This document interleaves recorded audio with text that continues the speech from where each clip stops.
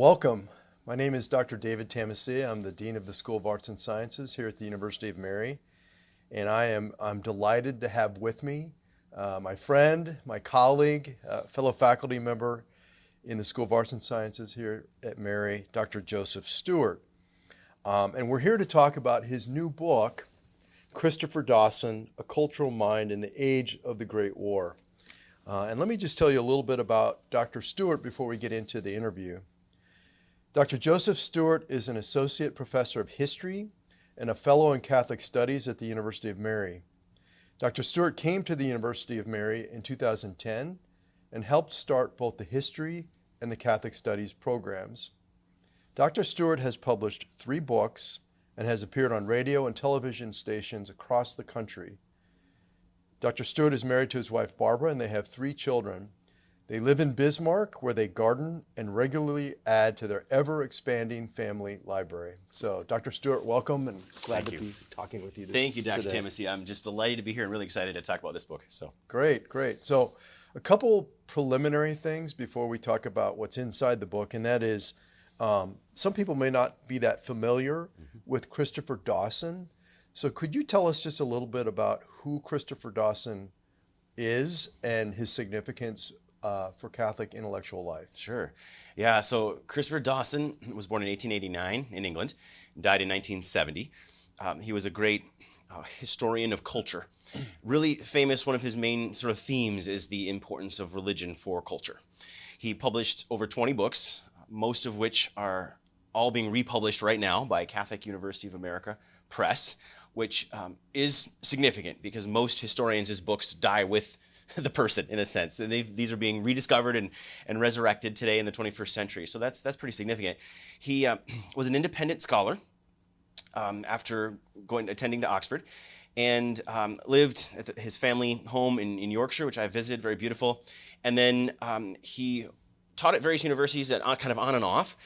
And then worked with Sheed and Ward, publishing company quite a bit, and eventually was elected to the British Academy in the 1940s. Helped coordinate what was called the Sword of the Spirit movement during World War II in Britain, and then gave the Gifford Lectures in 1947-48 at the University of Edinburgh, which is a world-famous lecture series on religion. And then Dawson ended his career as the professor of Catholic Studies at Harvard University from 1958 to 1962. He's been just a tremendous inspiration for many people, both sort of in the academic, non-Catholic kind of secular world, but also in the Catholic world, and particularly in the decade before Vatican II, and particularly since then in Catholic Studies programs like here at the University of Mary. You know, you said, you've mentioned to me that this book that you worked on is something that you've been working on for 20 years, a 20-year project. And I'm just curious, and I think our listeners would also be curious, how did you first get interested in studying the life and work of Christopher Dawson? Yeah. Well, it happened when I was in my undergraduate years at the Franciscan University of Steubenville. They have a wonderful program there called Humanities and Catholic Culture, which is kind of like Catholic Studies, deeply influenced by Dawson, and my great mentor there, James Gaston, used the work of Dawson as a sort of a central thrust of the program, and he taught a class on religion and culture, which we have now here at UMary. Mary. That was just life-changing for me, and it's been a delight to see how that class, which Dawson is a big part of it, has just really deeply affected many students. I hear from them regularly when they take that class, and so that's how I got interested. And then as soon as I graduated, I started an independent research project at the Russell Kirk Center for Cultural Renewal in Michigan, and I kind of gauged that as the beginning of this research that led to the book. You know, when I was looking at the book itself before I started reading it, I looked at the endorsements, and it's pretty amazing. You've gotten endorsements from people, leading intellectuals in the United States, in England, in Australia, so across the English-speaking world. One of them, George Weigel, gives a stirring endorsement of your book. But the one that really stood out to me was this blurb by Julian Scott. And for those who don't know, Julian Scott is the grandson of Christopher Dawson, and he is the executor of Christopher Dawson's literary estate. And so this is what he had to say. He said, "The book is extremely wide-ranging, so that as well as being a book about Dawson, it serves as a cultural history of the 20th century. And here's the key line, I thought. No one else has so far produced such a comprehensive study of my grandfather's work. I mean, that's just an amazing endorsement. So congratulations on Thank that. you. That's fantastic. Thank you. It's such an honor to be friends with Julian and receive his sort of support and critical comments too along the way. I mean, he really gave me some really great feedback at certain points and things, and just a really good man. So Great.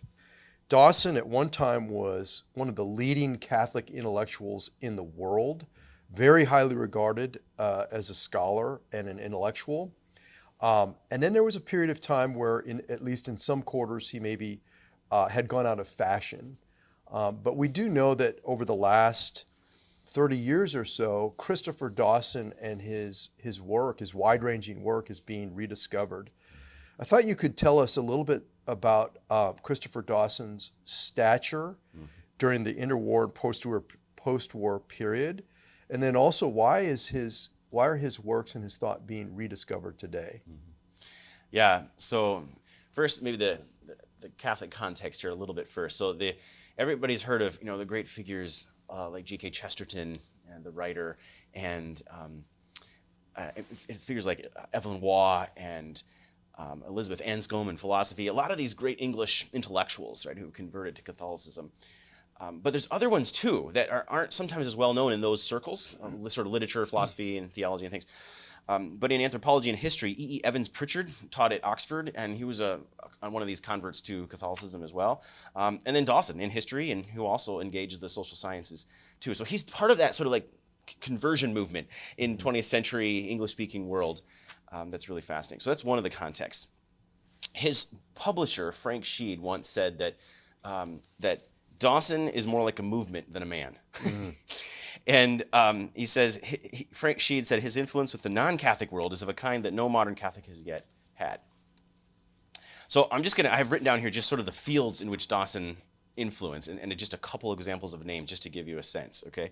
Dawson's work influenced, obviously, historians, but people like William H. McNeill and R.H. Tawney, philosophers like C.E.M. Joad and Etienne Gilson, novelists from Aldous Huxley to Vera Brittain, journalists from Barbara Ward and Douglas Woodruff, foreign scholars, especially in France, but in Germany too, poets like David Jones and T.S. Eliot, huge influence on T.S. Eliot, archaeologists like C. Darrell Ford and V. Gordon Childe, Catholic theologians like Bernard Lonergan and Thomas Merton, non-Catholic theologians like V.A. Demont and Reinhold Niebuhr, sociologists like Robert E. Park and Karl Mannheim, educationalists like Justus George Lawler and Eugene Cavane, monks like Dom Bede Griffiths and Dom David Knowles, political thinkers from Russell Kirk to Richard John Newhouse, publishers Frank Sheed, Maisie Ward, and also Henry Luce, publisher of Time, Life, and Fortune magazines.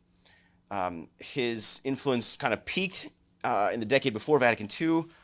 Richard Cardinal Cushing of Boston said that, quote, Christopher Dawson is one of those rare human spirits who stands back from the world in which he lives and takes the true measure of time and man. When Dawson retired from Harvard, Pope John XXIII sent an apostolic blessing by telegram. Wow. So that's him. That's amazing. That's an amazing web of influence that he's had on a variety of people across all kinds of disciplines. I was curious. I want to return to something that you mentioned about Dawson that I don't know much about, and that is he was part of this movement of intellectuals in England who converted to Catholicism. Could you tell us a little bit about his conversion story and what led to that? Sure. So he grew up high Anglican in beautiful rural Yorkshire. Lovely family, siblings, and just a chapel in their home, and just a beautiful kind of childhood. And then he goes away to school, and he just starts getting bombarded by various kind of the secular culture, really, and he falls away in kind of agnosticism for a few years. And then he eventually ends up at Oxford, where he discovers the thought of John Henry Newman. And he actually was in the same college, Trinity College, that Newman went to. And so there's a deep they didn't know each other because they're different generations, but there's a deep spiritual affinity between the two men, and we can talk about more about that later. But definitely an influence on his conversion. His good friend E.I. Watkin was a Catholic, and they became friends.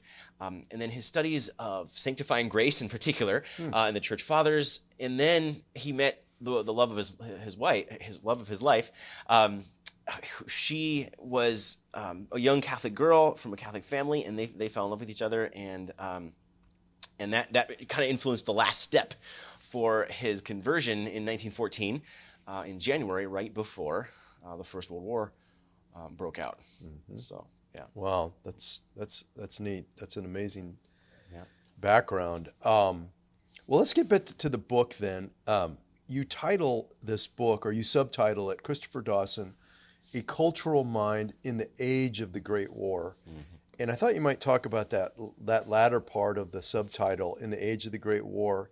Could you explain why you subtitle the work that way?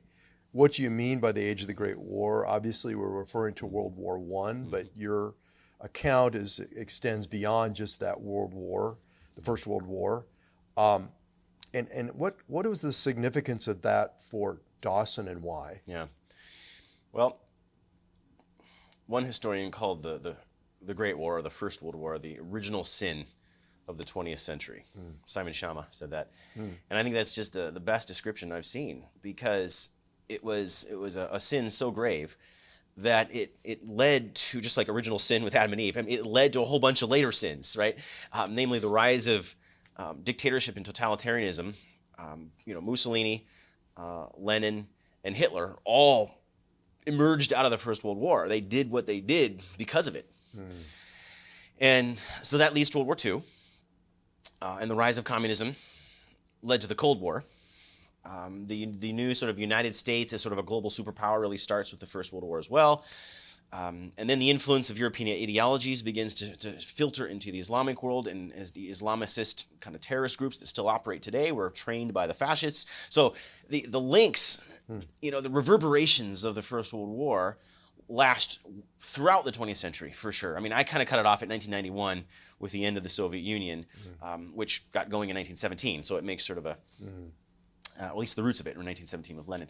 But the influences of the First World War are, I mean, they're still with us in various ways. And so the idea here is that this age provided the context in which Dawson worked, which is what elicits certain questions in him, right? Because, your questions come from what you're seeing around you, right? And so even as a scholar, you're responding to the questions of people around you, even if it's other scholars, but even in the wider culture. And then, and that can shape your scholarship, right? For sure. And so there's the sort of the shell shock of the First World War led to culture shock, and raised all kinds of questions about cultural identity.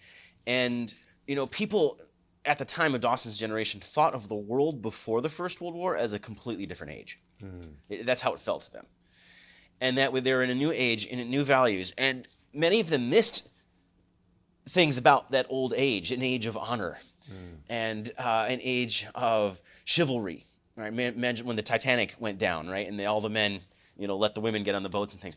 Those sort of old values, it was felt were betrayed by the First World War, because in the name of honor, a national honor, we're going to, go to war. And then at the end of it, after 10 million people died, we're not exactly sure why we went to war.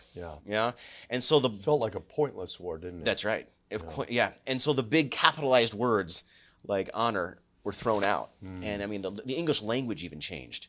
The F word becomes popularized. I mean, it just, the effect on culture was just really profound. And so all kinds of questions about, okay, what is culture? What is our culture? What's happening to it? How do cultures change? And this is sort of a positive effect, because of this sort of lessened attachment to European culture, because now it's like half destroyed, people began to open themselves up to looking at other cultures on their own terms and thinking, I wonder if we could learn from other peoples in the world certain things that we're missing in our own Western culture, in our own like different European cultures. I wonder what we're missing, because obviously something's missing, because we're killing each other, right? Sure. So that was this kind of anthropological moment when the field of anthropology became a modern social science, and that's exactly when Dawson was maturing intellectually, and that helped to begin to approach these questions about culture in a really helpful way. For those of us who are familiar with Christopher Dawson's work, his name is almost synonymous with culture. And I was hoping that you could explain to just the listeners to our interview here a little bit about Dawson's understanding of culture. How does he define it? And what he meant by it. Yeah. Well, one of the things that I hope my book contributes is some clarity on this, because there's a lot of confusion amongst scholars today about like what culture is. Sure. Some kind of reduce it to kind of just the material and behavioral side of life, and others just reduce it to values and emotions, kind of the internal side. And what Dawson did is he combined them, because he had a sense of the human person as both spiritual and material. He had a sense that culture must be that too, because culture are made up of people. Right? And so cultures are both spiritual and material, and so you have, you need the disciplines that deal with the spiritual side, religious studies and philosophy and, psychology even, but you also need the disciplines that study the material side, like economics and even geology is relevant to the study of culture. So we kind of summarize by just saying culture is a common way of life of a people, right? A common way of life of a people in a particular place, they can interact with other cultures, and so I think that the anthropological insight, culture as a cultures, something plural, is probably the greatest contribution of anthropology to modern intellectual life. Dawson picks up on that, and then he sort of unites that modern social scientific understanding of culture to the Catholic intellectual tradition. Right? And so this is just an extremely significant moment of development in the Catholic intellectual tradition. Because before this, culture in its classical sense is used by somebody, say, like Newman, for example. Culture was used in a singular, just culture, right? And so this was a different way of thinking about culture. It's perfectly legitimate and really useful and helpful, but just a different way that goes back to classical roots, cult, meaning worship, culturing someone in like the arts, being cultured. The culture of mind is a phrase that Newman used, meaning like sort of the formation of the mind to its perfection of its faculties. And that tradition of culture all the way to somebody like Joseph Pieper, in his great book on Leisure, the Basis of Culture, you can see, right? But there's this other tradition, the social science tradition that I call the socio-historical tradition of culture, grounded, like people like Max Weber and Emil Durkheim and Franz Boas in the United States. Culture is cultures, right? So this dual meaning, I call them two modes of talking about culture. One is sort of this humanistic, classical to Pieper. One is the socio-historical, which is this modern contribution of the social sciences. Dawson picks up on that, joins it to the other one, and joins both more robustly to the Catholic intellectual tradition. So Dawson uses these two modes that you speak about, sort of you call it the socio-historical mode of studying culture, and he has this other humanistic mode of studying culture.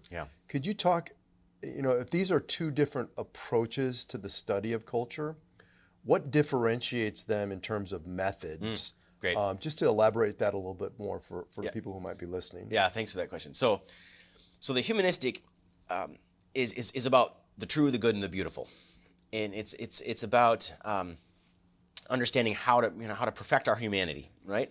And this is a wonderful and beautiful thing. The downside is that sometimes it can become a little bit blind to other ways of perfecting our humanity by other peoples in the world, right? And so you have maybe a sort of a Western arrogance or a European sort of Eurocentric kind of view of what culture means. And then has been in many ages sort of this expectation that people from other cultures would you're going to adapt and look like us and think like us. This is what it means to be human, right? Well, so that's a dangerous side to the humanistic approach to culture, even as it's also really important because it's committed to the truth of our humanity, which is universal, right? So that universal is really important.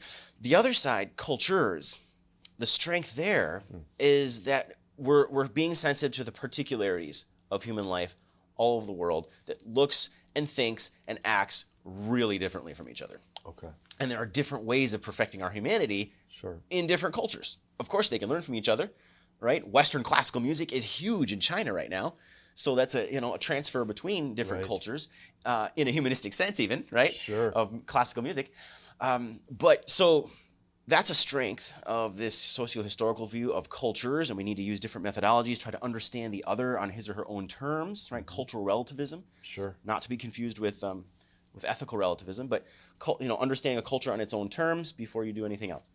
Downside of that, it does lead some people into a kind of ethical relativism. Oh, people just think all differently, we can't really know truth, and everything is particular, right? So that's sort of the opposite problem of the humanistic side. And what Dawson does, and I think this goes to the heart of his brilliance, is he brings them together. Because of course we need both. We need the particulars and we need the universal. Okay. And that's what Dawson brings to the Catholic intellectual tradition. So the socio-historical mode or approach to the study of culture is considering the particular, right? The way things are. Descriptive. That's right. The humanistic, on the other hand, is approach to the study of culture is more focused on the universal, the way things ought to be. But you have to be careful that sometimes that you don't overstate what might be universal. That's right. Or overstate what might be particular, and that takes some deftness in using those two approaches. But both are needed to get a full grasp of culture and cultures. That's right. And we can see how useful this is if we just think about something, recently in Canada with all the boarding schools, right, and the Native Americans, right? And and one of the things that the Native Americans were made to do in Canada in the 20th century was they had to get rid of their language. Well, that's a complete. If the people who were in charge of those programs had been more sensitive to the socio-historical side of, we could have realized it's possible to be Canadian and to be Christian and still have your Native American language and much of the culture. But that was too humanistic aside. That there wasn't enough of the cultural relativism present, and so huge mistakes were made. Okay, shows the importance of wisdom. I think, right? Yeah. When I think of Dawson, I think of what he's sort of famous for, and that is that culture is the driving force of history. And at the very heart of culture is cult, right? In a positive sense of the term, religion. And so one of the famous phrases or key phrases that Dawson says is, religion is the key of history. Could you elaborate on that as far as culture and religion and how it drives history? Yeah. Yeah, so first of all, Dawson ascribed the key metaphor to Lord Acton, who was also another great Catholic historian at Cambridge. And but the phrase itself, religion is the key of history, Dawson kind of formed it that way, and it became really a touchstone for much of his work. I think about it this way. So one quotation from Dawson I like goes like this, right? The study of culture shows the same process at work in history that may be seen in detail in the lives of men. So if you want to understand a person, somebody else, you want to quickly be able to intuit or figure out through research what that person's deepest sense of values is. What are the assumptions about the universe and that person's place in it? Because if you can grasp something of that inner core, it will help you to understand much, if not all, of the actions of the person, right? And sort of manifesting that inner spirit. So the same is true of a culture. So, for many, for a long time, social scientists thought of humans developing through history, sort of, and leaving religion behind into this modern secular age, right? The modernization thesis and the secularization thesis and all this stuff. But Dawson's saying, wait a second, no, because if we actually look at the way human beings have developed and how their civilizations have grown, we see that religion is at the heart of them. Right? So in this sense, religion is a key, because in order to approach, say, the ancient Mesopotamians, well, first of all, the most obvious thing is their ziggurats, because they're huge and impressive. But then we quickly learned that these temple complexes in these ancient city-states were also the centers of their law courts and their schools, and where their scribes were, who first figured out how to write letters and record, grain shipments that were being stored for the gods that the people could also use, and the kings were right there. The political and spiritual center of these city-states was the temple complex and its priesthood. Religion has been part of the development of human beings from time immemorial, all the way even into modern times, right? Now you might ask, well, what if we live in a secular age, right? That was going to be my next question. Yeah, exactly. And so that's what about a society that's lost its religion? Lost its religion, yeah, that's right. Well, I think Dawson's idea of religion being the key of history still applies, because if we understand religion broadly on this idea of worship even broadly, right? Because, I mean, people can worship idols. Sure. Right? And idols, we usually think of a thing, but they can also be ideas. Sure. And so Dawson writes that in extraordinary times, the religious sort of impulse can be substituted with political and philosophical impulses, ideas, ones that are sort of all embracing, right? We could say, total. They're meant to sort of totally embrace like the human existence. And if you read, the autobiography of Mussolini, or you read some of the fanatical communists in the early 20th century, I mean, the way they write about their ideological identity is as a religion. It's something that is their complete identity, for which they were willing to kill others and even lose their own lives for the sake of, right? So in the modern world, we have this strange situation where these worldly secularist ideologies are functioning like religions.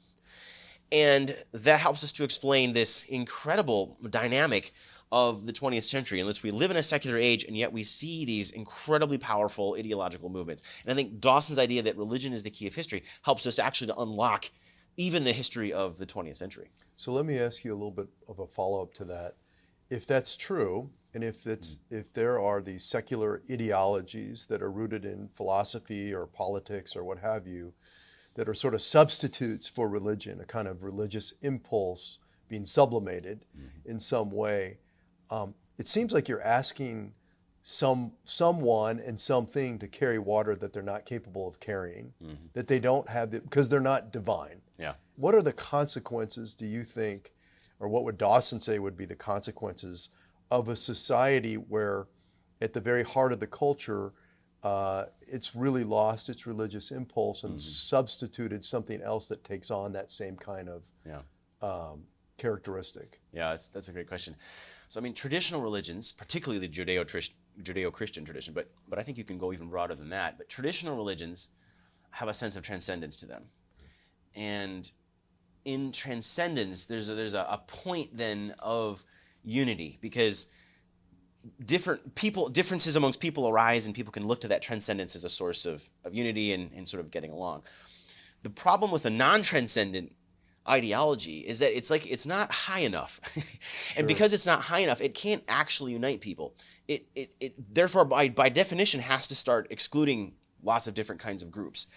And so then you get two responses from that, okay? You either get the totalitarian response in continental Europe, or you get kind of like the cultural fragmentation result that you see in Britain and America and maybe modern Australia to some degree too.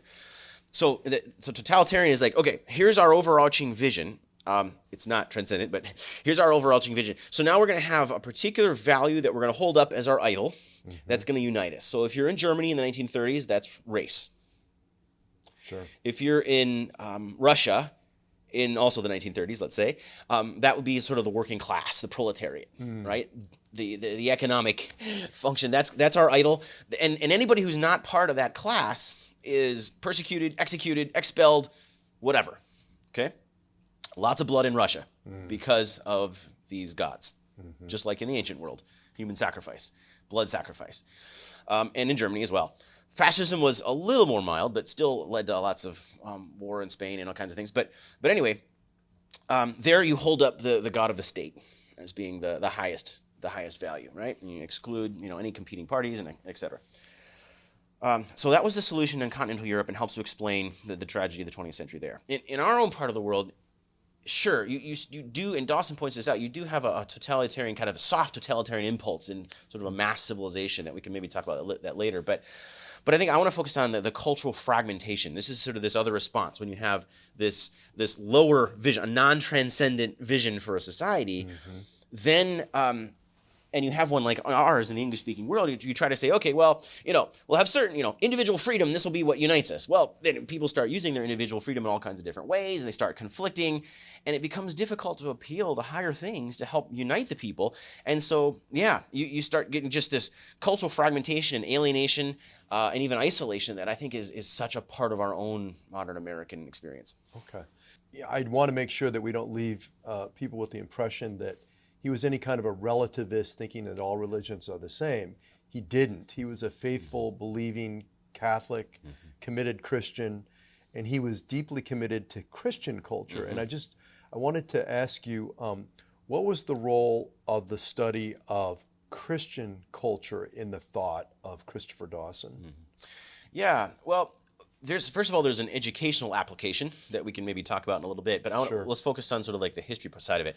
So, Dawson was a world scholar. I mean, he studied and wrote about all kinds of different cultures around the world. But most of his books, the focus of his research was Western civilization. Yeah, and so Western civilization, his great book, The Making of Europe, right, 1932, groundbreaking book, widely reviewed in many different countries. That book had a simple argument that the making of Europe, or what becomes Western civilization, has four ingredients. Okay, one is the Greek intellectual and artistic influence. Then there's the Roman sense of organization and law, and universality too, to some degree. And then you have the sort of autochthonous or the native traditions of Europe. So just the people, the barbarian peoples that come in, and conquer Rome. That a lot of the customs and festivals and even the idea of kingship, actually, it comes from them, not from the Romans. So you have a lot of those European customs that still exist, to this day. So those are three ingredients. But what was it that sort of brought them together, that helped sort of like preserve even some of the classical legacies across some difficult times, difficult centuries? And that was Christianity, right? That was the Catholic Church.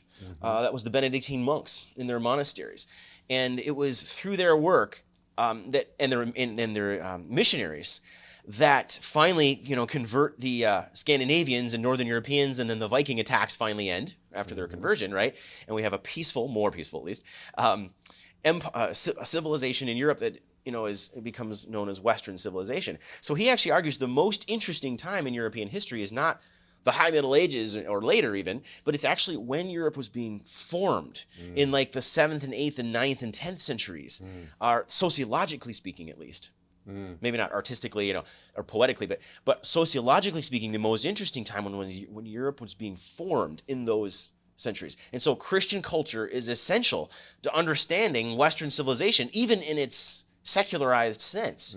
I mean, the idea of human rights and limited government and human freedom, these are all legacies, particularly of medieval culture, and the Christian culture of the Middle Ages. And so we can't understand who we are, even in secular West, without it. Okay, great.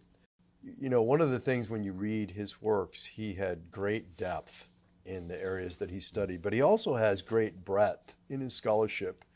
Lots of different fields that he worked in, including history, anthropology, sociology, and comparative religion. Could you say something about how Dawson saw the interconnection of those disciplines in particular as regards the study of culture? Sure. So Dawson was interested in something called the science of culture. Okay, now he was he identified, I suppose, mainly as a historian, but one of the things about Dawson is sometimes difficult to pin him down, like which field do you belong to? But actually that's not a bad thing, Dr. Tamisiea, it seems to me, because he's trying to work toward an integration of knowledge, and he was very well aware of the problem of the fragmentation of knowledge in the modern world, which gets noticeably worse after the First World War. So he approaches the science of culture, very much as a historian, but very functionally competent in other fields too, that I'll mention in a second. But I think it's important to say at the outset that a quotation from Flannery O'Connor here is helpful. Dawson's faith, right, his bedrock like theological and philosophical principles, right, deeply infused from the Catholic intellectual tradition, right? O'Connor said this, that his faith worked as a sort of, quote, engine that makes perception operate.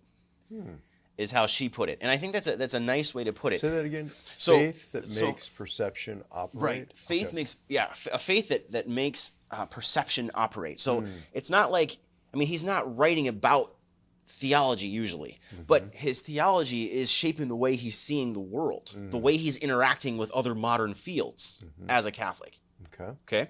So what are those fields and why was he interested in them? Well, the first is anthropology, we've already mentioned, which was maturing during the First World War, and then the idea of culture and cultures becoming popularized in the 1920s. And the reason this was significant was because of the holism that was in anthropology. A culture is a whole. So if each little element of a culture is related to the other elements, right? So if you feel like your culture is falling apart after the First World War, then you're quite interested in how to put it back together again. Sure. Right? And so Dawson thought that anthropology could really help him do that by seeing how other cultures are wholes. Maybe that'll help us sort of put back together our own Western culture, which feels like it's falling apart. So that methodological holism of anthropology was really significant and still is to this day coming from anthropology. Okay. I will say quickly, too, that this was very unusual for a Catholic scholar. Most Catholic scholars at this time were heading toward like neo-scholasticism or literature, like Chesterton, or theology or the arts and poetry. But Dawson stood out from all those others and because he was engaging with these modern social sciences. Okay. So anthropology the first. The second major field he began to engage with in a very serious way was sociology during the 1920s. The British sociological movement. In fact, recent scholars down at the University of Florida have just published on how, in their argument, Dawson was the greatest British sociologist of the early 20th century, which is quite a statement that they have made. And I quote it in the beginning of my book. And so what sociology did for Dawson is it sort of said, okay, if anthropology is the whole picture of culture, sociology are the parts of culture, right? So what are the parts? Well, spiritual material, we mentioned that earlier. Sure. Okay, how do we break that down? So Dawson used this sort of categories that I outline in the book, I, F, W, and P. So I stands for ideas. So it's the intellectual and even the spiritual side of a culture, even the psychological side even, right? The inner side. Okay. And on the other side, you have the FWP, the material side. F for folk. So that's the people, their political ways of life, their customs, the way they dress, W is work, or economics, the way that they, gain their living from the P, the place they're living in.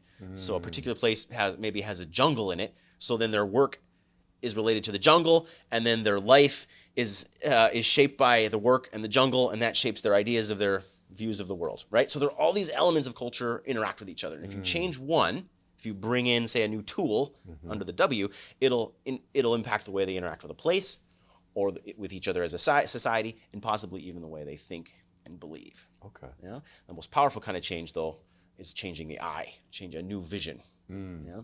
Like Muhammad rising up in the Middle East, a new vision comes in and completely changes the ways of life of the tribes of the Arabian Peninsula. Yeah? And that would be why religion is such a driving force of culture, right? That's right. That's right. It fits into the I category. It fits into the I category. That's exactly right. Great. Yeah. So those are the first two fields, right? Anthropology, holism, sociology, analysis. Okay. But sociology, it looks at a culture at one moment in time, these different elements, IFWP. You also need to understand how a culture develops through time. And the field for that, of course, is history. Sure. Right? And so the middle part of the book has 2 chapters on history and studying how cultures change through time. And Dawson's great book there is Progress in Religion. Right. Looking at the role that religion plays in the development of cultures through time. Right. Okay. And then lastly was comparative religion, which was also very unusual for a Catholic scholar at this time because a lot of people actually left religion because of comparative religion. Like C.S. Lewis was one who... It's seen as a kind of relativism. Yeah. It could be, but doesn't have to be. It doesn't have to be, no, but it was seen by many people. James Fraser started this. He's sort of using comparative religion as a way to kind of tear down Christianity and say, look, all these Christian things, they're just similar variations on these other religions and things. And but it's possible to actually, Chesterton saw this too, to actually reverse it and say, well, actually what you find is that all these other things in different religions find their sort of completion, their fulfillment in the Judeo-Christian tradition in many ways. So you can kind of reverse it. But and you can also see like some of the great saints, the great Jesuit missionaries. They were effective as missionaries because they better understood the culture and the religions that they were engaging with. So there can be a real positive side to understanding and comparing religions for evangelization. That's exactly right. Yeah, actually, which is a really great point, even in Dawson's case, because he's concerned about the secular modern culture. So one way to impress on the secular culture is to say, look, religion is really important in all of world history. Sure. Like, you guys are acting like we don't need religion in our modern society. But if we use comparative religion and we look at all of world history and civilizations, we see that the great world religions are like the giant rivers that flow through time, along which millions and millions of people flow. Their whole society is deeply shaped by these things. Why would you think that in this little corner and this little time of modern history, we don't need all that anymore? We don't need any religious tradition anymore, right? So it's a kind of a sneaky way to bring religion back onto the table in our own modern secular age. And I think that ultimately was a motivating factor for Dawson and why he was engaging with comparative religion in the way that he did, other than just being interested in as a scholar, of course, too. Sure. You said that Dawson was concerned with the development of what he sometimes called a mass civilization, or maybe a unitary culture. Could you talk a little bit about that? What was he concerned about? Why was he concerned about it? And what did he see developing, especially in that post-World War II period? Yeah. And I would add, what do we do about it? Yeah. Well, so, the First World War was a mass mobilization of armies and millions of people. But not only armies, it was also a mass mobilization of the home fronts. So this is why it's the first really full sense of a modern total war. The entire societies were organized by their governments. Daylight savings time was a result that we still have in our country from the First World War. But also this idea of propaganda, right? You're going to mobilize everybody by sort of like propagandizing them, right? The H.G. Wells, the great historian, said that this war, the First World War, is about propaganda. We want to get everybody on board. So this really is the beginning of sort of modern mass civilization in its full sense in the First World War. And then once people learn how to do this, they just keep doing it in even better, more subtle, sinister ways throughout the 20th century. Just to clarify, when you say mass civilization, it's sort of a unitary, that's right, large group. Is it imposed upon people? Does it grow organically? What do you mean? Yeah, what does Dawson mean by that? Well, it's kind of coming from above and from below. Okay. I mean, it becomes a certain mindset of mass civilization that you just kind of people start wanting to be like everybody else and wanting to kind of go along, at the same time feeling kind of lonely because they're not developing their own inner person in a sense of freedom very much. But then it's also being imposed, through government policies and mass media, and significantly, and we'll talk more about this, the public education system. Sure. Right? Is that Dawson saw that into these different regimes, these totalitarian regimes at least, what they would do is that, they use the public education system to make everybody think, the same way. Okay. So there's certain dangers. I'm not saying that happens, all the time, but there's a danger. There could be a danger to that. And so, yes, this sort of groupthink, this kind of monolithic society, uniform suburbia after World War II, modernist urban planning plays into this. And then there's just the technological culture that everybody has the same kinds of things and they're training us to act in the same kinds of ways. Again, not all bad, but there's certain dangers to human freedom and an independent mindedness and spirit and independent of soul too. There's a threat there, and so he said, okay, so what do we do with it? Well, I mean, ultimately, you have two secular solutions. Is you try to create this community based on an ideology, like I mentioned before, this totalitarian kind of solution, right? And then the other solution is that you just sort of glorify the individual, kind of like in our society. So even in the midst of this mass civilization, you kind of distract people by always talking about individual freedom and all this kind of stuff, right? Sure. And yet there's a kind of conformity there, right? Totally. It's like mass conformity to be individualistic. Yeah, exactly. It's kind of schizophrenic. A little weird. Yeah. And so one puts the community over the individual, the other puts the individual over the community in a strange kind of way.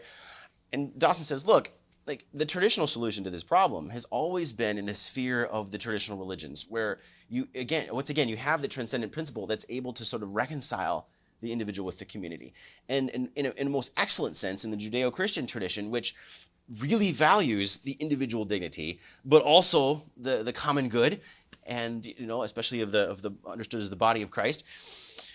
And so the only ultimate solution is there's no solution in any ideology. We're not going to say, oh, there's a libertarian or right wing or left wing that's going to like fix all these problems. It's a return to Christianity. It's a return to a traditional religious mindset in which the transcendent is valued again to kind of reconcile those competing forces.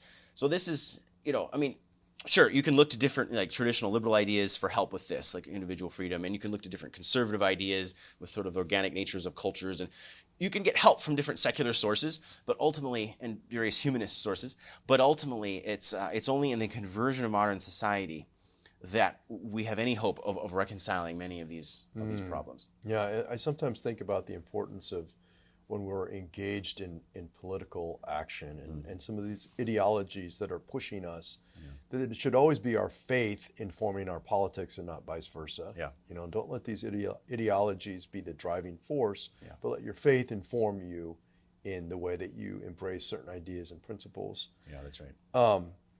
Now let me turn to something a little bit different, and that is near the end of your book, you spend a really seems like a significant and important chapter focused on Dawson's educational philosophy. Yeah. And that's something that was really important to Christopher Dawson, was having a right approach to education. And I was hoping that you could talk about his view of the educational challenge of our age, how that challenge came about, and what might be done to rectify that. Yeah. There's a lot there. There's a lot there. we could talk for a whole hour about that for sure. Sure. So Dawson started writing about education kind of later in his career. Right. It was actually during the V-1 rocket attacks on London. Right. Coming from the German bombardment and revenge for D-Day. And he was living safely in Oxford, thankfully, but he gave a talk in London at Christ's Chapel, which had recently been, bombs had been falling all around it. Even it was a part of a lecture series, and in one of the lectures, the audience was like hiding under the pews, And so anyway, so Dawson gave his first great lecture on education there, in which like the crisis of culture felt really relevant. Sure. That's for sure. Right. As they're being bombed by a country that had been taken over by a certain ideological bent that had changed their culture. That's exactly right. Yeah. And so what Dawson started seeing was that like cultural destruction, which started really with World War I for sure, in burning of Louvain Library, and then Nazi atrocities and stealing art, and all the cultural destruction was happening, bombing of schools and everything, because of the ideas and the minds of the actors. Right? Sure. So the ones committing the atrocities. The ones destroying culture. Right. That's right. And this is kind of chilling for us as educators. Right. But it's basically Dawson says that educators held a high responsibility for these disasters of the 20th century. Wow. Yeah. So cultural destruction, though, Dr. Tamisiea, there's two forms of it. One form is Nazi V-1 rockets destroying schools, right? But another form is gutting your own institutions from the inside according to like some kind of secularist ideology. Okay? Which picks up steam, especially in the United States after the Second World War. So this is a different kind of cultural destruction. And Dawson starts to notice, and others have commented too, on how, Catholic institutions of higher learning in our country start to lose their vision, their Christian vision by the, 1960s, 1970s. This is another form of cultural destruction from the inside, and even participated in willingly, if naively, by the people themselves running the institutions. Sure. Yeah. So there's sort of two forms of it here that Dawson is relevant to. So go ahead. Well, I was going to say this latter approach that seems to be the destruction of culture and education, gutted from the inside, that might be the way that we can see sometimes happening in our own culture. Yeah. It seems to point to the importance of what we do here at the University of Mary, or at least we strive to do, and that is to hand on the Catholic intellectual tradition and to hand on Christian culture, right? Yeah. I think of our liberal arts core curriculum for our students. I think about in particular, our Catholic Studies program, which you were very instrumental in the beginning in helping found and develop that program, where we look and study the Catholic Church's influence on thought and culture throughout history in an interdisciplinary way and an incarnational way, where it's not just what's occurring in the classroom but outside the classroom. It's a handing on of our Catholic Christian culture. And so I wonder if you could talk a little bit about that. What did Dawson see as education being in respect to culture? Yeah, well, yeah, he wants to respond to the problem that I just laid out, for sure, right? And one of the main responses he calls for is the study of Christian culture. Okay. So let me talk about that, and let me though introduce it, Dr. Tamisiea, with a quotation from one of our students at UMary that I just received in an online post for one of my classes. Caitlin Helgett. I asked her permission if I could use this. Sure. And she wrote this, quote, "Throughout high school and even into my college career, history was far from my favorite subject. Asking questions rather than making a list of facts is what made me change my mind about the study of history. My interest in history grew more when the role of religion was added. In public high school, religion was never talked about in any of my history classes. Religion is in every culture and time period within history and plays a major role in why things happened in the past." Wow. Isn't that beautiful? That's fantastic. So that's precisely what Dawson is trying to do with the study of Christian culture, is to help students, help them repair that chasm in their minds and experiences. Religion over here,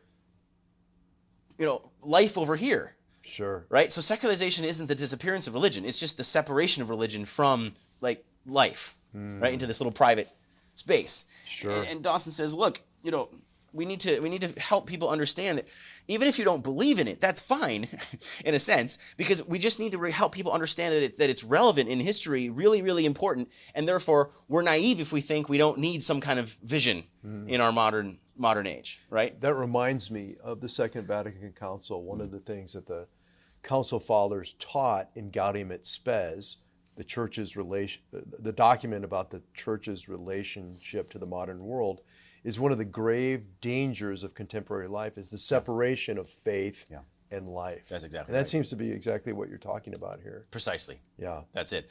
Yeah. And so, I want to step back a little bit and bring Newman into the conversation. Great. Okay, because the two... If you weren't going to, I was. Okay, good.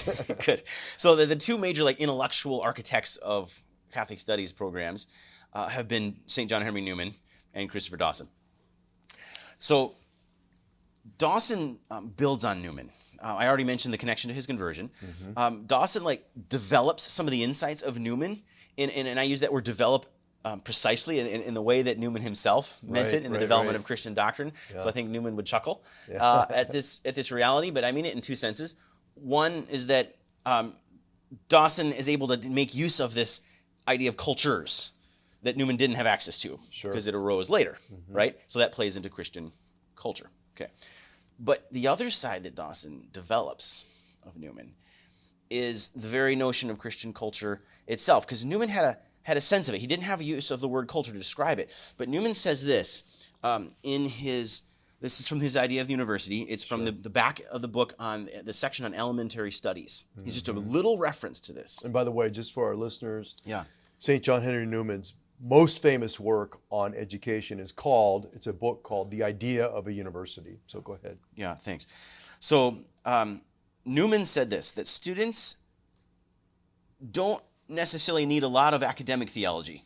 What they need was Christian knowledge, he called it, in its secular aspect. What did he mean?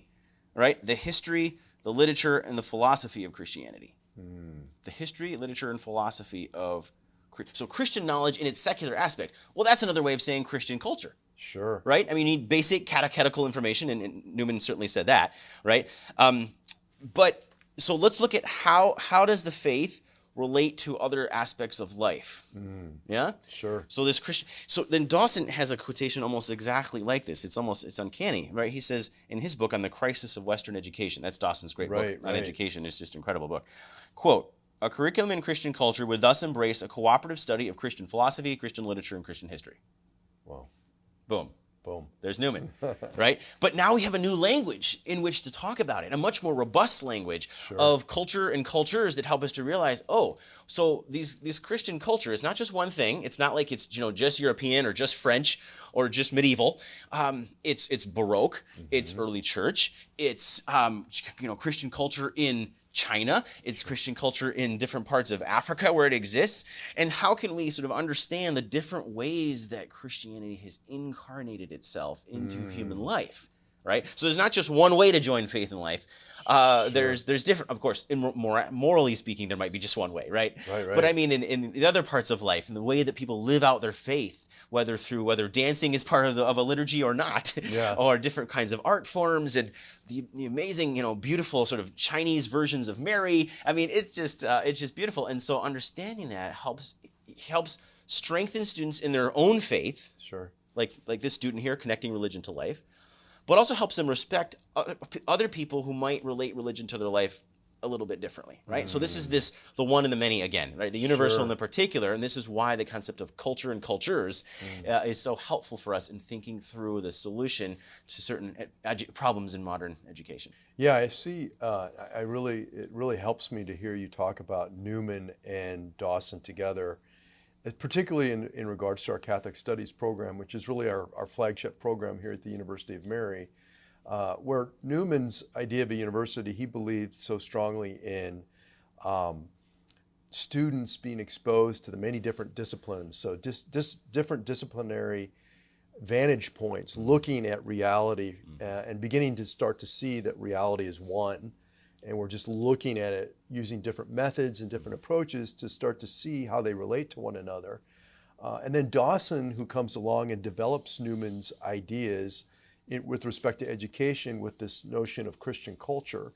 And that's the sort of incarnational aspect that he seems to add, that it's engaging with the culture, not just in the classroom, but outside the classroom, in art, in music, in the way that you engage with one another, the things that are part of your customs, all those kinds of Works things. of mercy. Works of mercy. Yeah. I mean, there's just a whole dimension that adds, and so we speak about integration when we talk about our Catholic Studies program and an incarnational kind of integrative way of life. And I see both.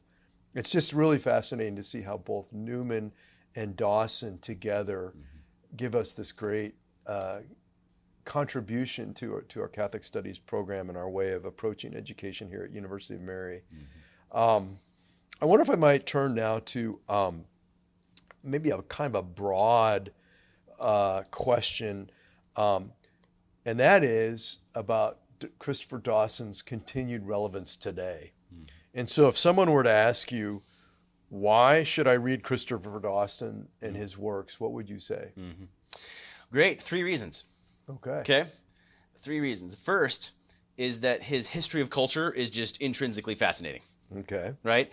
His writing is so beautiful, so clear. It's meant for a general audience. It's not easy, but it's meant for a general. It's not written to fellow academics. The history of culture helps us to understand human beings, what it means to be human, how we got here, how the modern world came about.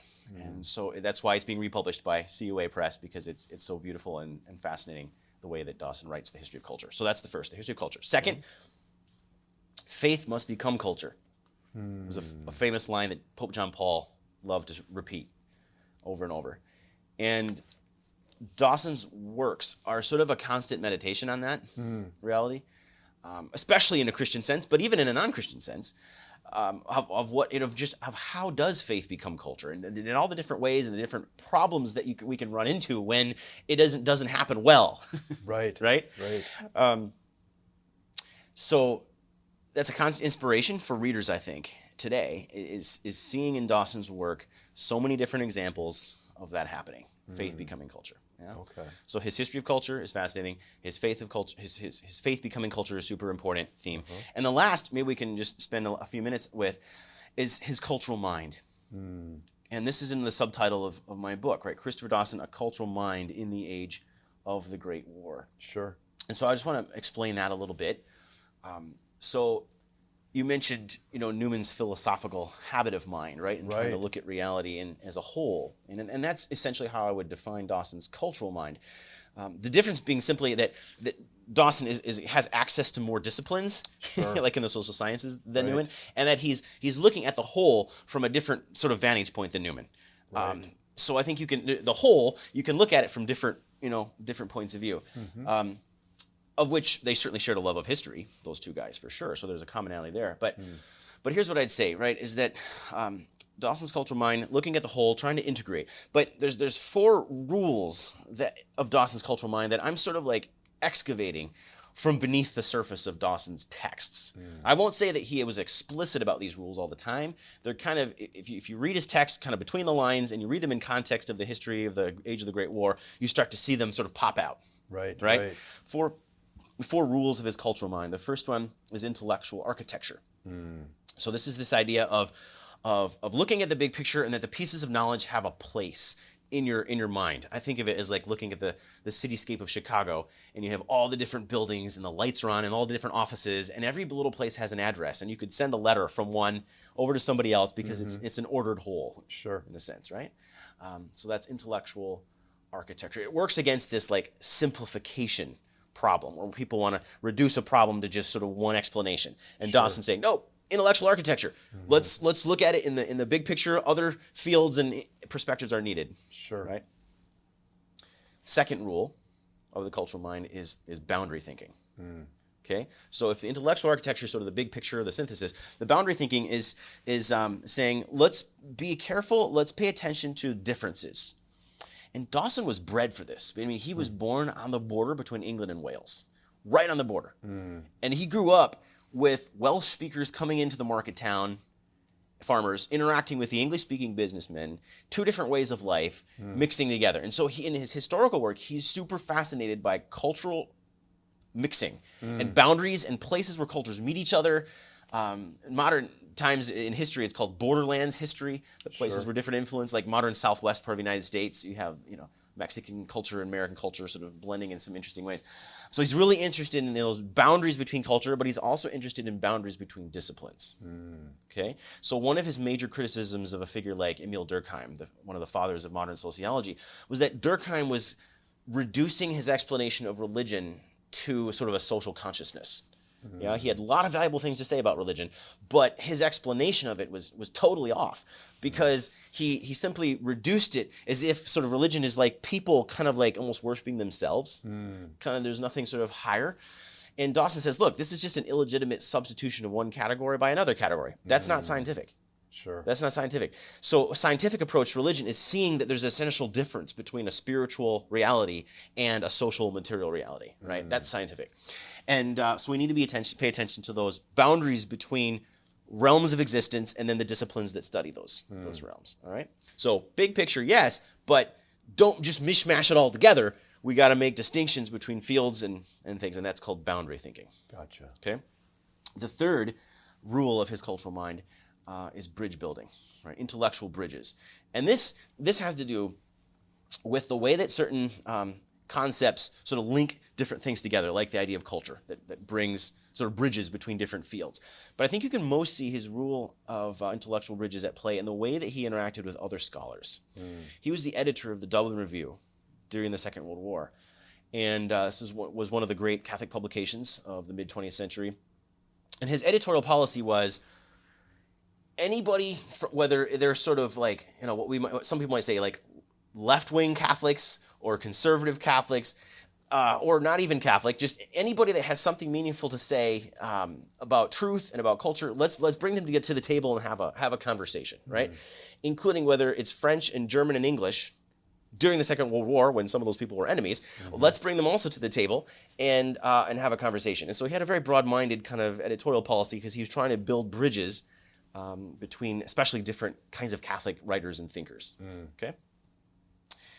Last is the rule of intellectual asceticism. So I mean, he was a thin guy, but what I actually mean is that he wrote with a kind of restraint. He he wrote not for other academics. He didn't write to show off his incredibly vast knowledge. He didn't fill his books with footnotes. He wrote for a general audience because he had a sense of wanting to reach a wider audience. And he also wrote very clearly, very succinctly, very purely in that sense.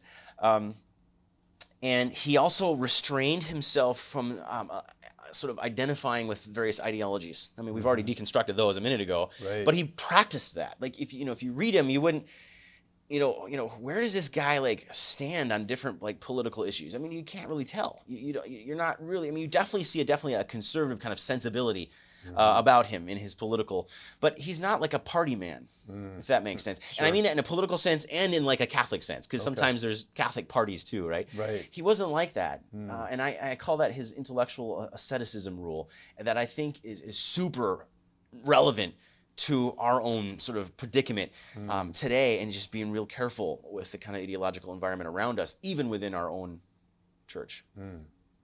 That is amazing. That's a tremendous insight into the way his cultural mind worked.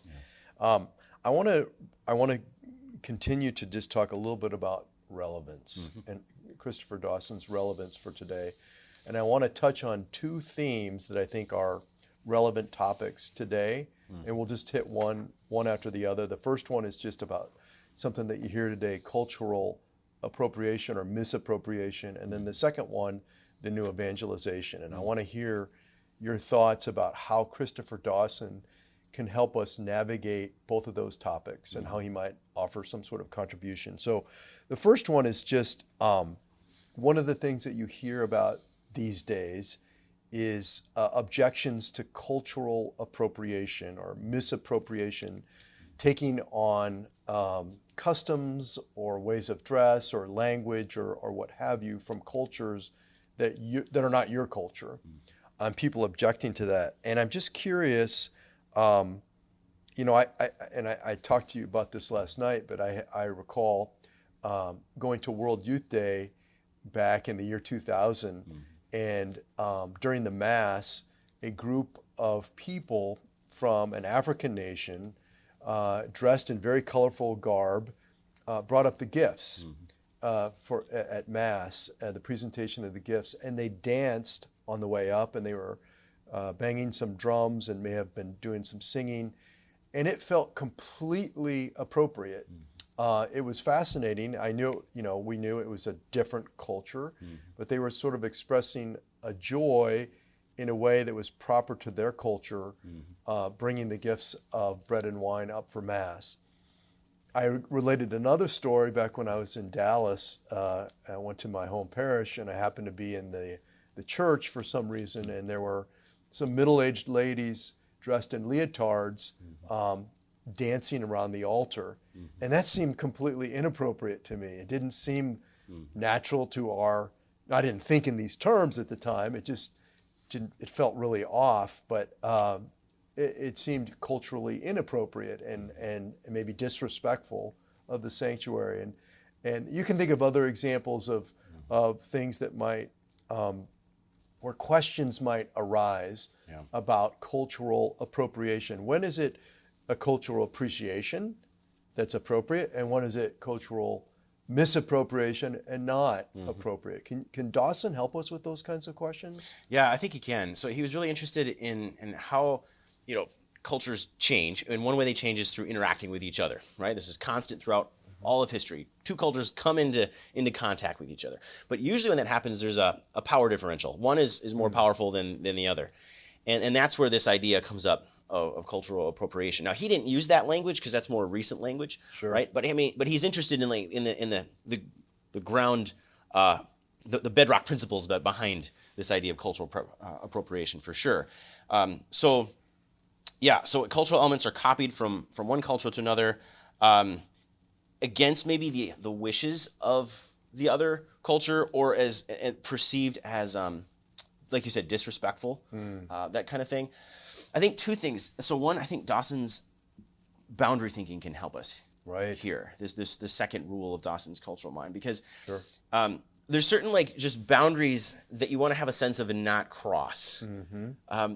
It's a sort of cultural competence that, you know, if you understand different cultures a little bit, you know that, you know, if you're in Britain, the word fanny doesn't mean what it means over here. You know, if you're in Rome, there's certain things you do and you don't want to do, right? So there's certain boundaries that you don't want to cross, and you want to understand them ahead of time so that you can adapt yourself as much as you can to the place that you are, right? So I think so boundary thinking helps there. The other principle I think of Dawson that helps is just the idea that cultures are organic. You know, we mentioned the IFWP, like the parts of culture, the P, the place. They grow out of a place. There's an organic connection between different parts of the culture. And when something is just sort of artificially tacked on the outside of the culture, it doesn't really mean much. It's not like it's going to be any profound change unless the change comes from within, right? Yeah. So, I mean, we don't really have a tradition of Western liturgical dancing as far as I'm aware, right?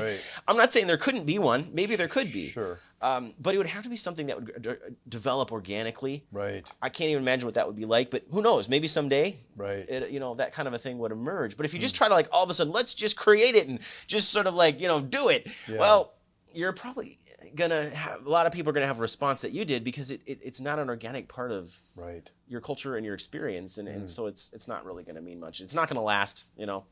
Sure. So that's what I would say. Okay. You know, beginning with the popes before the Second Vatican Council, I think, well, actually beginning with Pope Paul VI explicitly, and each pope afterwards, there's been a call to Catholics to engage in the new evangelization. So engaged in new methods, new approaches, new ways of thinking about how can we best share and spread the gospel with those around us who either haven't heard it or haven't taken it as their own, which is the church is always called to evangelize, right? But it's just a renewed vigor, a renewed energy, a renewed impetus, and looking for other ways to go about doing it more effectively. Yeah. And so I thought if culture is the driving force of history and religion's at the heart of that culture, and all the work that you've done studying Christopher Dawson and his cultural mind, is there any way that Dawson can help us as a church to better see how we can most effectively engage in this new evangelization? Yeah, great. Yeah, a lot could be said there too. Pope John Paul in his letter to artists said that the Second Vatican Council, one of its purposes was to help sort of renew the relationship between church and culture, between the church and culture.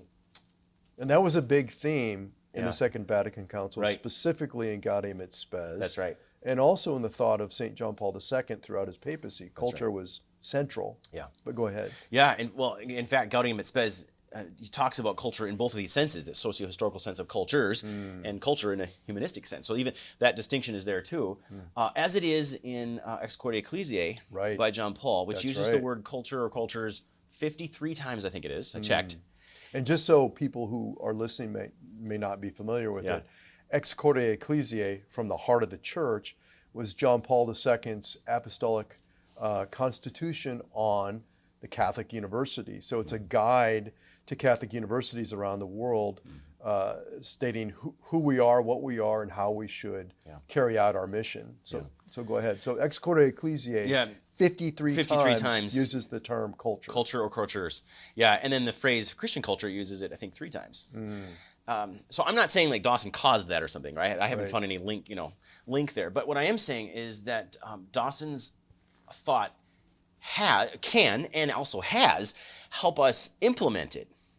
And this is the whole sort of chapter 8 in my book, and also the conclusion was a reflection sort of on this, on why Dawson is being rediscovered in the 21st century and how he's helping to implement the new evangelization in terms of particularly renewal of Catholic education, right? So the book, in almost kind of a sociological fashion, traces the different programs of education that have been deeply influenced by Dawson. So St. Mary's College in Notre Dame, Indiana, created a program based on Dawson's ideas. Then you have Humanities and Catholic Culture at Steubenville in 1990, Catholic Studies at the University of St. Thomas in 1993, Edmund Campion College, in Sydney, Australia in 2006. These are all sort of... And Catholic Studies here at the University And then, of Maryland, and then the Catholic Studies goes, global. Right. But also to here to the best Catholic Studies program in the country, by the way. That's at right. the University of Mary. But go ahead. Exactly. Yeah. And so this focus on culture, on integrating, but smart integration, right? Including distinctions and boundary thinking that we talked about earlier. Dawson's work helps us to do that. It helps us to implement. It helps us to realize that culture is important to faith. So just because there's different cultures doesn't mean, they don't use Latin over there, so we don't really need to have any, traditional kinds of languages here. No, that's not true. Latin still retains an importance in our, even it can be even in our liturgies. So does the tradition of Western art and architecture. It's not that they're unchangeable or somehow sacred in themselves, but they're important.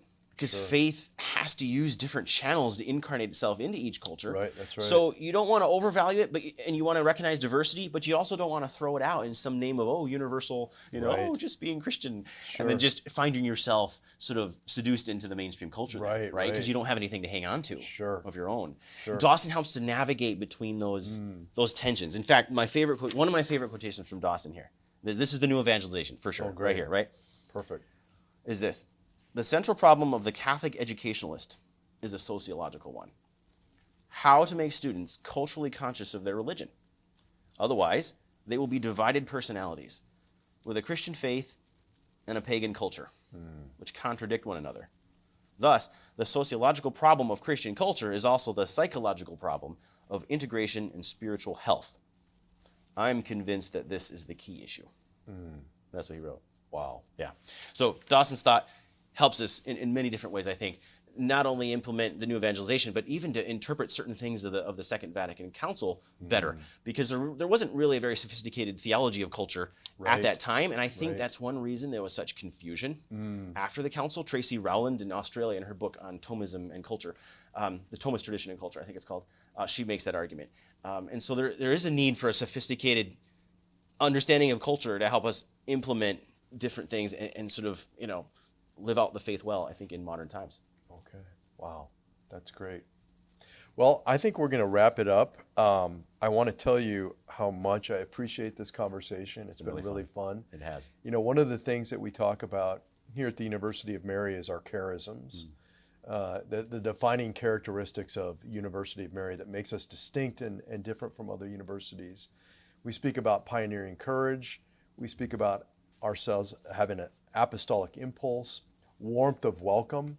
But the last one that we speak about as far as our charisms is friendship with the truth. And I think that this engaging in conversations like this is really a concrete way of doing that. Friends with truth. We both are friends, the two of us and our colleagues here and our students at the University of Mary. We want to be friends with truth itself, but we're friends with each other. Yeah.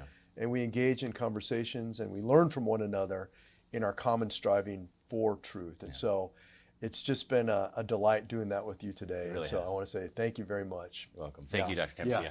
Thank you. Great.